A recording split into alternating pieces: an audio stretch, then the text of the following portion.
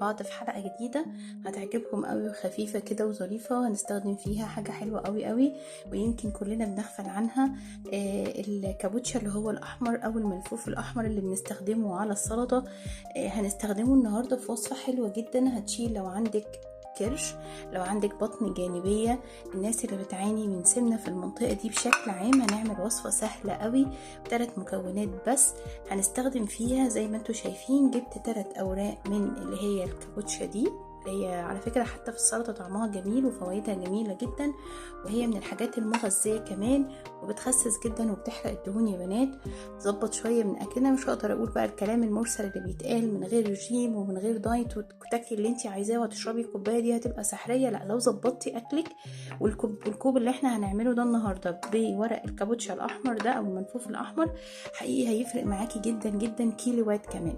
والمنطقة بتاعت البطن بالجناب بكل الكلام ده بجد هتظبط معاكي قوي قوي يعني.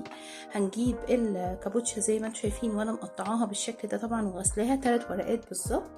خلاص، وهنجيب عليهم نص ليمونه وهنشيل منها البذر. ممكن تقطعوها نصين لو صغيره، لو كبيره شويه قطعوها ل4 اجزاء.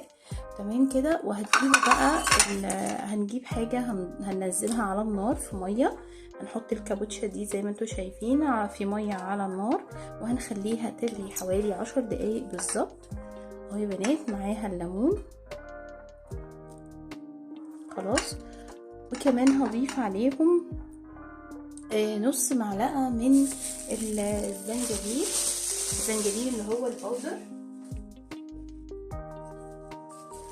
برضو من الحاجات اللي هي الحارقة للدهون. تمام كده. هرفعهم بقى على نار هادية، هسيبهم يغلوا مع بعض وهنشوف نفلترهم بعد ما نخلص ونشوف هنعمل ايه وهنستخدمها ازاي. انا سبته على النار شايفين حوالي 5 دقايق او 6 دقايق بالظبط. تمام، وما خليتوش يغلي قوي يعني لان انا خلاص عايزه برضو استفيد بفوائد الكابوتشا. وهصفيه افلتره تماما علشان وانا بشربه ما اكونش متضايقه من اي سوائل فيه. ليمون مع الزنجبيل مع الكابوتشا، وده بيكون شكله زي ما انتوا شايفين كده. في حاجة اختياري بقى لو حابين ان انتوا تعملوها ضيفوها، تضيفوا معلقة من العسل او نص معلقة على حسب تذوقكم المذاق بتاعه. بس انا عن نفسي شخصيا يعني ما بحبش لاي حاجة ليها علاقة بالدايت او بتخسس احط لها عسل. انا بحب طعم الحاجة وده حاجة بترجع لك، بحب طعم الحاجة ما بتبقاش محلية قوي وانا شايفة ان هو طعمه مش مستاهل ان انا اضيف له عسل. طعمه جميل، طعم الليمون مع الزنجبيل مع الملفوف بجد جميل قوي قوي. الكابوتشا الحمرا دي مديها طعم كمان حلو قوي، زي ما انتم شايفين لونه يعني من جماله يتاكل اكل. بنات اتمنى تكون الوصفه عجبتكم وتكون خفيفه كانت عليكم، واتمنى كلكم تجربوها. طبعا كل البنات وخصوصا بعد الحمل والولاده عندنا مشاكل في المنطقه دي تحديدا. حقيقي الكوبايه دي هايله جدا. هنعرف ازاي بنستخدمها بقى سريعا قبل ما اقفل لكم الحلقه.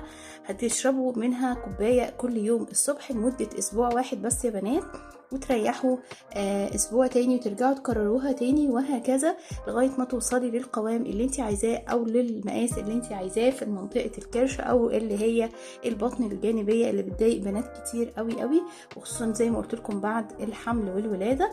يا اما بعد الفطار بنص ساعه بتشربيها، يا اما قبل الفطار مباشره تشربي الكوبايه دي على الريق، سواء كده او كده الاتنين يمشوا. يفضل ان انتوا ما تحلوهاش بالعسل لو بس مش تتقبلي طعمها، حط لها حوالي نص معلقه مش هتفرق كتير. جربوها وقولوا لي بعد اسبوع عملتوا ايه وايه الوزن اللي انتوا وصلتوا له. مستنيه ارائكم في التعليقات.